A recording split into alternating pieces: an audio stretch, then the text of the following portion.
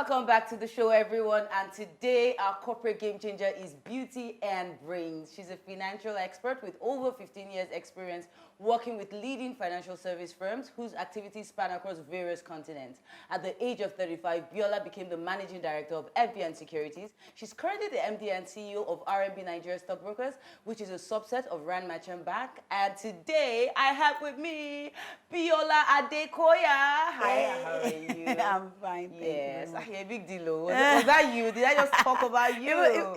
Even I was wondering, like, what's going on? Yes, What's she talking about? it's you. You're a big deal. How are you? You say so. I'm very well. And you thank look good, but why are we twinning? I don't understand. I was trying to get dressed this morning, and I was finding what to wear. Yeah. And I'm like, what can zip up in my Oh, wardrobe? wow. Okay. Struggle. Let's leave it at that. Okay. Nice to have you on the show. Thank you very much. Nice glad to be here. Yeah. I noticed you started your career in banking, Yes. and you spent about 7 years there. Yes. You know, I speak with a lot of bankers, from time to time, and a lot of them kind of sound, you could tell they feel like a statistic. They say things like, if you're not in the head office, what did banking do for you, and what did it do to your career? I think I'm one of the very few blessed people in banking. And I say that because I've had a chance to work in various units in banking that was very exciting. So my first job in banking was actually it was a very funny story. So I had left Unilag, I was full of excitement. I'm going to be working in the financial services industry. And I walked into the banking hall, and then I saw them sitting on the floor. It was in the days when I think the highest note was maybe 500 naira or something like that. And the traders were on the floor counting money.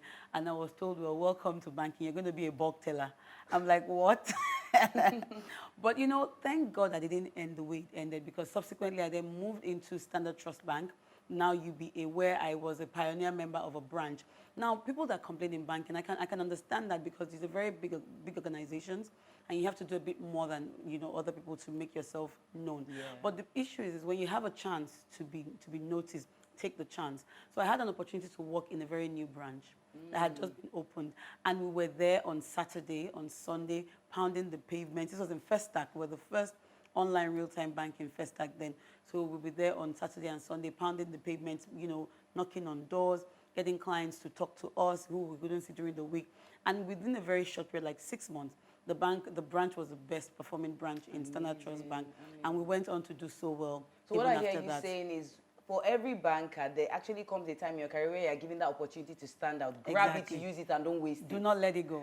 Amazing. Do not let it go. You've had an outstanding growth. I mean, at 35, heading RMB Securities. What do people say stands you out on the job? Okay, I think, honestly, my passion for people.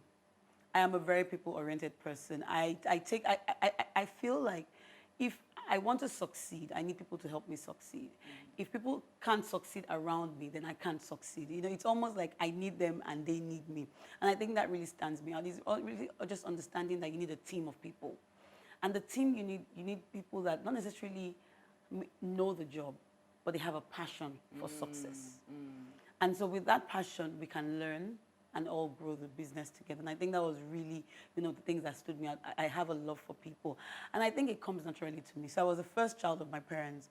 And from a very young age, if you're, and you're like, oh, you have to take care of your younger ones, they're looking at you. So I've always had the tendency to always carry people, get people around me. And I'm very concerned about what's going on in your life. So what school are you in? So what are you doing with yourself? So I'm a very people person. And I think that really is one of the fundamental things that really stood me out. I would say the second thing that was also, stood me out was the fact that I had a chance to work in very good organizations. So I had a chance to learn a lot. I leveraged on the experience that I gained from those places. And I had people that took chances on me. When I transitioned from banking to stockbroking, my first boss took a chance on me. I'd never worked in stockbroking before. And I think he just saw my enthusiasm and my zeal for the job. Yes. Yeah. And then I was there, and, I was thrown in at the deep end. I joined the firm. There was, I was the head of the team. The old head was relocating, and I had to just run through the business, with just my grit. You've actually gotten all of your education in Nigeria. So you went to the University of Lagos, and even your MBA, when you eventually got one, was from a Nigerian university. Yep. I know based on what your role, the role and the roles you've occupied, you've definitely had to hire a lot. And I know you know what I'm talking about when I say that employers always look out for that foreign degree. Like, it's something, some of them would even talk to you when they don't see a foreign qualification on your CV. Is that an anomaly? And what's your perspective to that? Honestly, I have had a few people. I have had quite a number of people in my career, and I don't look at university. From where I don't segment. So what do you look for then? I look for. I relate with you on what you're telling me. I look at you based on how you interview, how are you talking to me. What do you want to hear? I want to hear passion. I want to hear knowledge. I want to hear, I want to hear enthusiasm. I want to see your energy. I want to feel like you know what you're talking about. I want to feel like if you're in my team and the problem that we're trying to solve doesn't relate to you, you're able to roll up your sleeves and join me in solving the problem that the team has.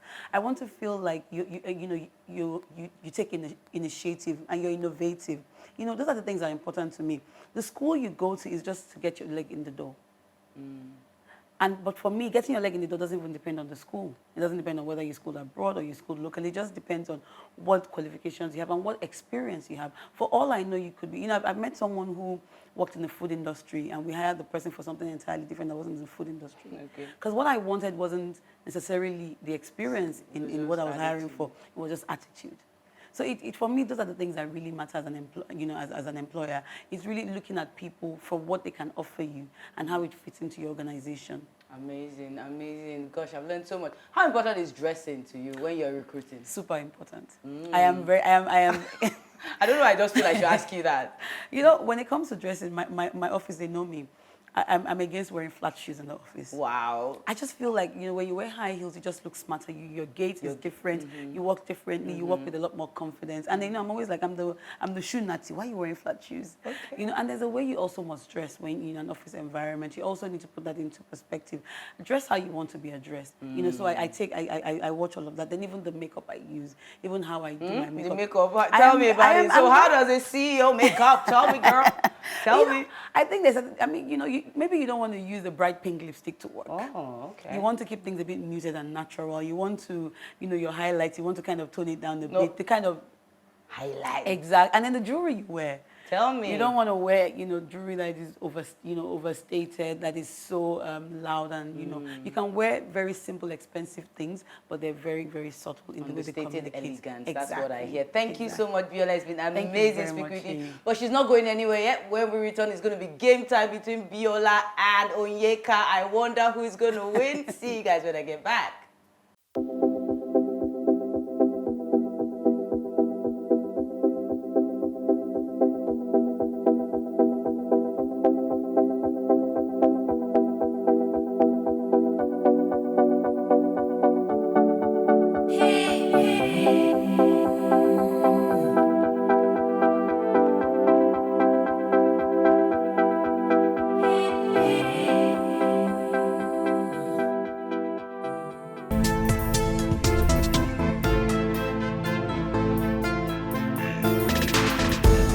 Welcome back to the show, and yes, it's game time. I feel like a flower today in my Blisco fabric. Don't I look like one? Yes, I know I do. So guys, are you ready? Onyeka? Yes. It's game time. Biola, you're ready?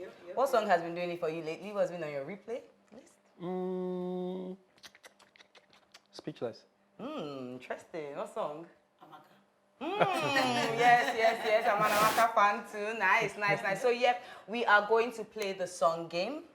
Yes, and the keyword is love. So you're meant to sing a line or two from a song that has love in it. And once you sing that line, I go to her immediately and I come back to you and I come back till someone runs out of a song. So take 2 seconds, go through your music library. It could be a lullaby, it could be a worship song. Whatever it is, it's just love. Whatever has love, you need to sing it. Are you ready? And we are going to start with Biola. What's love got Come on, girl. Onyeka. Your love is magical. Oh, this guy is Michael Jackson. Biola. Love is a wonderful thing. Make you smile through the pores. Onyeka. I'm in love with a stripper. Okay, now. Biola. Endless love, my love. There's only you in my life. Onyeka. Hello, is it me you're looking for? I can see it in your eyes. Where's the love? Biola has one right, Well, that was a good one. You guys are both music heads. Well done. And Biola gets a lovely, lovely gift from Blisco. Amazing fabric. Sorry, Onyeka. Yeah, that's Amazing fabric from Visco. Congratulations. It's been great chatting with both of you. Thank you, Onyeka. Thank you, Abiola. We've learned so much from you guys. And don't start changing the game in your respective spaces.